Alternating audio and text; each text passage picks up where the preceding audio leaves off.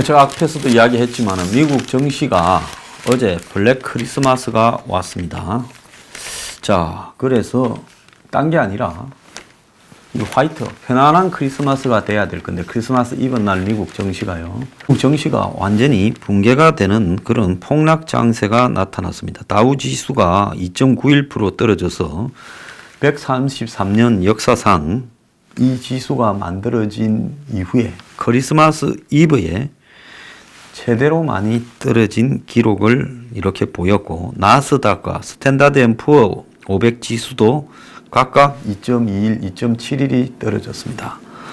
자, 이어서 열린 일본 정시. 일본은 크리스마스 때도 노는 날이 아닙니다. 천황생일은 노는 날이지만 크리스마스는 노는 날이 아닌 걸로. 일본의 기독교 신자가 매우 적고 일본 사람들의 자존심 때문에 크리스마스를 이렇게 즐기지만은 휴일로는 하지 않는 나라입니다. 그래서 25일 날 어제 크리스마스가 열렸는데 어제 장에서 5%가 폭락을 했습니다. 그래서 나케이 평균이 5.01% 폭락을 했고요. 그래서 15개월 만에 2만 선이 무너졌고, 중국 정시도 오전에는 떨어졌다가 오후에는 조금 올라갔습니다.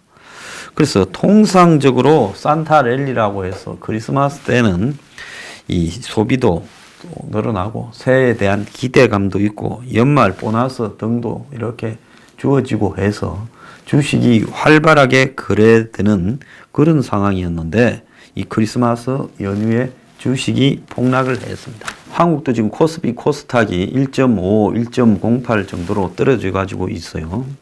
폭락을 하고 있습니다.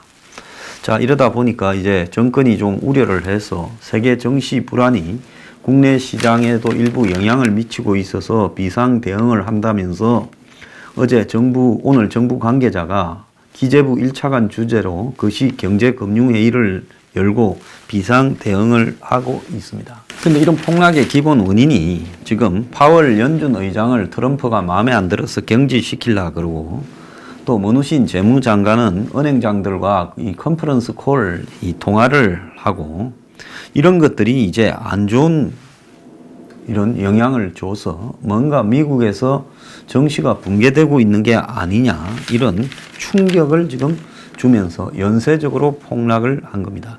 여기에다가 지금 유가도 하루에 6.71%가 떨어져 버렸습니다. 매티스 장관이 조기 사임하는 부분, 또 미국 연방정부가 지금 셧다운이라고 해서 이 경찰, 소방관, 해양감시 이런 부분 기본적인 기능만 빼고 부분 폐쇄되어 있고, 자, 여기에다가 이제 가장 본질적인 것은 최근 들어서 미국 경기가 지속적으로 이렇게 어려워지고 있다라는 이 동향이 있었고, 12월 들어서 미국의 정시가 심각하게 폭락하고 있었던 부분이 지금 심상치 않은 원인이기도 했습니다. 이 크리스마스 연휴에 접어들기 전에 뉴욕 정시가 와르르 폭락한다. 대공황의 조짐이다.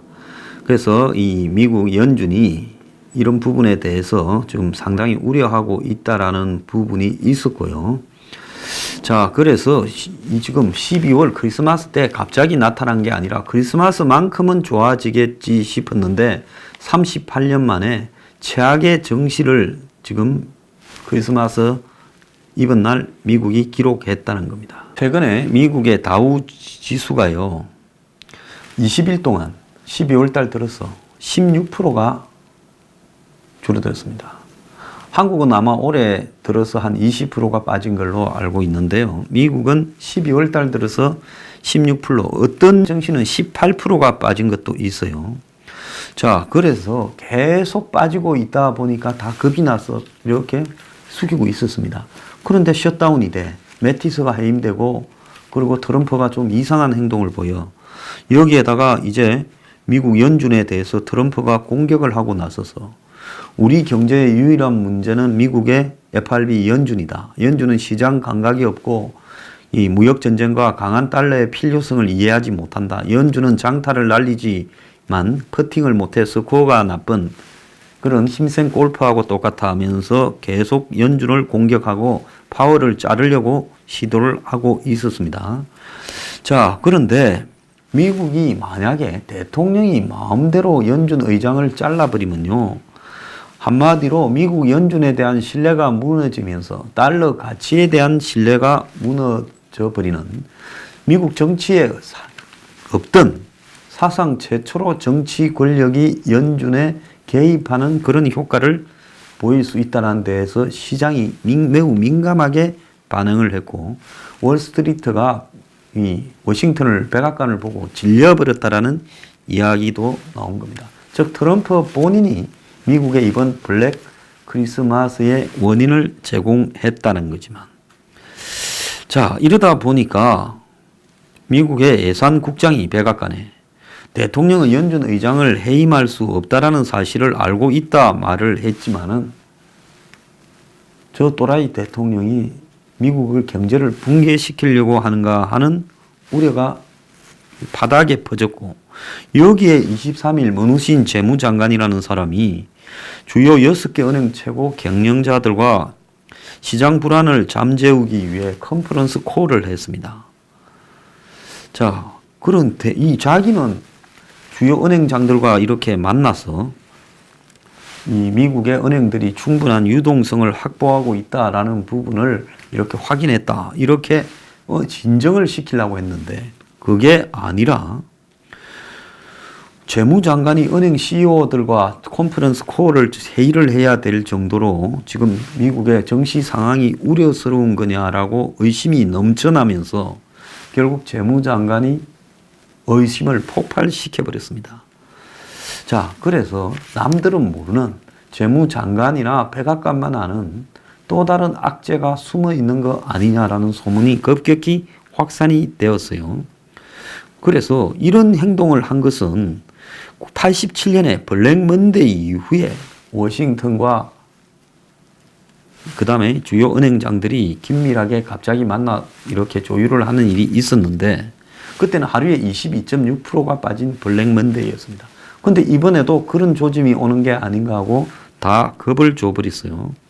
그래서 시장에 트럼프 이 정권이 시그널을 움직이면 움직일수록 잘못된 시그널을 시장에 주는 겁니다. 자, 그런데 이런 주식 가격만 하락하는 게 아니라 유가까지 6%가 하루 만에 떨어져서 폭락을 했다라는 거는요. 이거는 경기 침체가 되다 보니까 기름을 쓰는 일들, 공장들이 안 돌아가고 그 다음에 각종 물류 운송도 안 되면서 실질적으로 세계 경제가 유가가 하락한다는 것은 경제가 아주 급격하게 침체하고 있는 게 아니냐라는 우려를 주고 있습니다. 여기에 더 나아가서 지금 금값만 이렇게 급등을 하는 양상, 금값이 급등한다는 것은 공황이 올 때 그렇게 되는 거죠. 그런데 올해 각국의 정시가 최고치 대비 얼마나 떨어졌나 하면 미국이 지금 18.8, 일본이 21.1, 중국이 29.6, 한국이 20.9, 영국이 15.1입니다. 이걸 보면 지금 전 세계가 다시 우리가 생각지 못한 불황으로 지금 들어가고 있다. 이렇게 우리가 해석을 해야 되는 거죠. 자, 지금 중국 매체는 이 미국의 주식 하락과 세계 주식 시장이 크게 요동을 친 이 사건에 대해서 미국 주가 급락이 중국, 일본 주가까지 끌어내렸고 성탄절 휴일로 일부 휴장한 나라들만 피했을 뿐 그런 나라들도 개장을 하면 또 얻어맞을 건데 미국 국내 정치 질서 혼란이 미국 정시를 급락을 가져왔다 하면서 이 트럼프가 지금 이끌고 있는 무역 분쟁이 미국 정시를 갖다가 혼란에 빠뜨리고 미국 경제가 매우 복잡한 상황에 지금 도달하고 있다. 이렇게 지적을 했습니다. 자, 그런데 트럼프의 이 말과 행동 때문에 이렇게 급작스럽게 정시가 폭락을 하고 또 유가가 하락을 하고 지금 오페크가 제 역할을 못한다. 세계 수출국 기구가 석유 가격의 통제력을 완전히 상실해 버렸다라는 이야기까지도 나오고 있습니다. 그럼 이 문 정권이 얼마나 무능한가 하면 석유 가격이 이렇게 떨어질 줄 알았으면 유가 인하를 할 필요가 없었지요. 지금 다 석유 수입 가격에 연동되어서 우리가 지나가다가 주유소 이렇게 보면 이 가격이 다 측정되는 거 아닙니까? 물론 시차는 있지만은요. 그런데 지금 2달 새에 석유 가격이 40%가 떨어졌다는 겁니다. 10월 초만 해도 배럴당 76.44불. 이럴 때 이제 정부가 뭐 인하됐습니까? 한동안 70불 근처에 왔다 갔다 하는 동안에 이 정권이 이 유가 유류세 인하 정책을 팬다. 그것 때문에 뭐 2조 5천억인가를 또 메꿔야 된다 이야기를 했죠. 그런데 그 뒤로부터 2달 만에 지금 42불까지 내려왔습니다. 자, 이건 뭘 의미하는 거냐? 한치 앞을 애척하지 못한다는 거예요. 국가가 가진 능력이요. 자, 오페크가 감산을 하겠다고 거듭 밝혀도 지금 석유 가격은 더 떨어지고 있습니다. 그래서 오페크의 감산 결의보다도 트럼프가 이 저유가 부분을 주장하는 트윗이 더 영향을 미치고 있다. 이런 이야기까지 나오고 있어요. 그러면 트럼프는 왜 트윗으로 저유가를 이렇게 이야기를 하느냐. 미국의 저유가가 되게 되면 미국이 지금 이 에너지가 세일 가스, 세일 오일로 이렇게 지금 가고 있지 않습니까? 자, 미국으로서는 이 세일 가스, 세일 오일의 가격 경쟁력이 좋아져서 한 40불 대는까지는 이제는 버틸만 한 모양이에요. 그래서 저 유가가 지속이 되면 경쟁 산유국들이 다 무너지는 속에서 한마디로 세일 가스, 세일 오일이 과거에는 일반 오일보다는 이 추출 비용이 비싸기 때문에 미국 입장에서는 고유가가 어느 정도는 유지될 필요가 있었는데 이제 이런 것들이 보편화되면서 이 생산 비용이 코스트가 다운이 되어서 그야말로 이제는 미국이 세계 최대의 산유국이 되어가는 사우디 아메리카 시대가 열려가는 속에서 트럼프는 지금 저유가로 가는 것이 미국 경제가 확실하게 돌아가기 위해서는 제조업에서 가장 중요한 비용 중에 하나가 뭡니까? 유가, 기름값이잖아요. 그럼 공장을 돌리려면 기름이 필요한데 이게 저유가가 있어야만이 미국으로서는 공장이 제조업이 활성화되는데 유리하다. 또 한편으로는 뭡니까? 금리 인상이 너무 심하게 올라가지 않아야 투자가 활발해진다. 그래서 연준을 지금 공격하고 이러는 거예요. 그래서 트럼프는 미국 경제가 다운되는 것을 막기 위해서 저유가 정책을 환영하고 연준의 금리 인상을 낮춰라. 빨리 하지 마라. 이렇게 하고 있고 또 사우디의 아까 말한 카스커지 그 암살에 대해서 면죄부를 주면서 사우디만 감산에 합류 안 하면 너하고 우리 기름만 보태면 나머지 애들이 숫자를 줄여도 석유 가격이 올라가는 것을 막을 수 있다. 이렇게 지금 가고 있는 거예요. 자, 결국은 유가가 하락을 하면 미국은 세계에서 기름을 제일 많이 쓰는 나라지 않습니까? 물가가 안정이 되고 물가가 안정이 되면 금리 인상을 막을 수 있다. 그래서 트럼프가 지금 중간선거 이후에도 계속 저유가를 밀고 가는 겁니다. 그래서 저유가를 통해서 이렇게 코스트를 낮추어서 기업들을 활성화시키고 소비를 촉진시키겠다라는 부분을 지금 밀어붙이고 있는 거예요. 이런 세계의 경제 불황의 이면에 우리가 저출산 고령화 추세라는 부분을 유심히 봐야 돼요. 인구 구조의 변화가 세계 경제 불황을 지금 가져오고 있다라고 이야기하는 학자들이 많습니다. 세계의 호황은 항상 세계 경제의 몰락 이후에 왔다. 그래서 지금 1930년 전후에 대공황이 발생하고 대공황 이후에 이제 세계 경제의 호황이 2차 대전 직후에 곧바로 이렇게 돌입되었고 또 지금 미국이 70년대부터 이렇게 불황으로 빠져들면서 결국은 미국의 경제가 완전히 이렇게 한 번쯤 무너져야 되는데 세계 경제가 70년대부터 굉장히 안 좋아지기 시작해서 결국은 또다시 불황으로 가는 거 아닌가 했는데 그래서 그것이 일종의 최종적으로 터진 것이 2008년의 금융위기였는데 근데 그렇게 많은 돈을 풀고 그 돈이 다 어디로 갔냐? 전 세계로 퍼져서 거품을 낳았는데 어디에서 주로 거품이 생겼냐? 주식이나 부동산에서 거품이 생겼다. 근데 이제 그 거품이 가짜 호황이, 그러니까 돈을 찍어서 만드는 가짜 호황의 거품이 끝날 타이밍이 되었다. 그래서 그게 꺼지고 이제 이 자산, 버블이 거품이 터져버리면서 경제 위기가 임박했다고 보는 사람이 굉장히 많고 저도 그런 사람 중에 한 명입니다. 그러면 그 사이에 닷컴 열풍이나 부동산 열풍이 있었는데 그것 또한 자산 거품의 일종이지 그것이 근본적으로 경제를 혁신시키는 그런 요인으로 작용을 하지는 못했다 보는 거예요.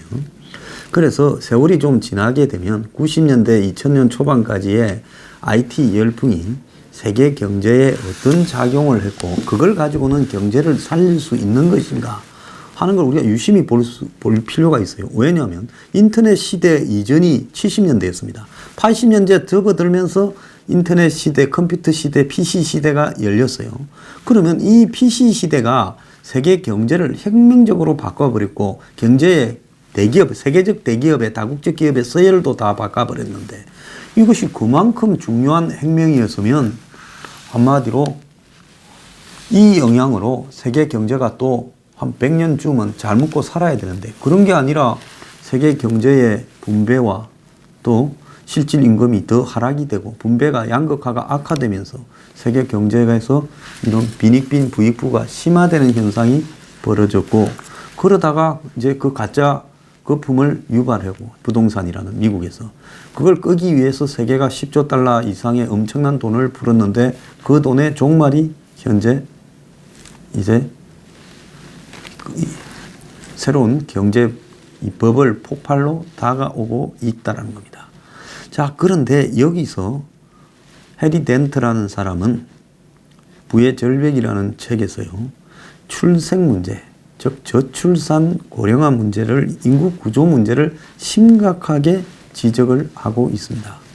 그런데 오늘 보면 우리 사회에서 저출산 고령화가 고착이 되면서 올해 10월 출생아 수가 2만 명대를 기록해서 8개월간 2만 명대는 거예요. 자, 인구가 한 달에 3만 명이 나와야 1년에 36만 명이 늡니다. 그런데 지금 올해 32만 명 정도로 늘어서 내년에는 30만 명이 무너질 거다라는 이야기가 나오고 있습니다. 올 1월 달에 32,100명이었고 10월 달에 출산은 26,500명이라는 거예요. 자, 그래서 1월하고 3월만 3만 명 되고 나머지 지금 8개월은 2만 명 되라는 거예요. 잘하면 올해 이 30만 초반대 1, 2만 명 정도로 끊기고 내년에는 이제 한 해에 태어나는 신생아가 30만 명도 안 되는 상황이 될 거라는 거죠. 자, 그런데 올해 10월 사망자는 2만 5천 명으로 이렇게 분류됩니다. 자, 그래서 우리는 지금 2008년에 만드는 버블의 시대가 터지기 직전에 살고 있고 최악의 경제 하강이 버블이 터지면서 올 것이라는 겁니다. 여기에는 주기도 일정하게 돌고 있고 그래서 이 해리 덴트라는 학자가 이걸 주장했는데 1990년에 일본의 버블 붕괴, 미국의 호황도 예측을 했고 경기 순환 사이클이 봄, 여름, 가을, 겨울로 가는데 지금 우리는 늦가을, 초겨울에 있다. 그래서 이 버블이 계절이 변하는 것처럼 일정하게 거품이 커지다가 터져버리는 상황이 와서 경제적 겨울이 임박했다. 근데 그 경제적 겨울은 대공황이 될 수도 있는 내년 안에 거대한 대위기가 올 수 있다. 자, 그런데 이것은 인구 구조의 변화에 의해서 지금 나오고 있고 새로운 기술 문명이 이 구조의 변화를 갖다가 넘어서지 못하는 한계를 보이고 있다. 그래서 이것이 상당히 좀 한 2, 3년 갈 것이고 그러면서 결국은 그 다음에 경제가 회복되기 시작할 거다. 이렇게 이야기를 합니다. 그래서 대공황이 2022년 후반까지 갈 거다라고 보고 2018년에 이제 올해 경고 신호가 울리고 내년부터 이제 모든 이 자산들의 가치가 폭락하면서 그 위기가 시작될 거다라고 예측을 하고 있습니다. 물론 이런 예측들은 틀릴 수도 맞을 수도 있겠지만은 여러 가지 상황으로 봐서 제가 주장해오던 부분과 이렇게 유사한데요. 지금이 거품이 완전히 폭발하기 직전에 있다. 곧 겨울이 내년에 온다. 우리가 심각하게 대비해야 될 거라고 봅니다. 이 이야기는 제가 앞으로 좀 더 자세하게 하면서 보충을 해드리겠습니다.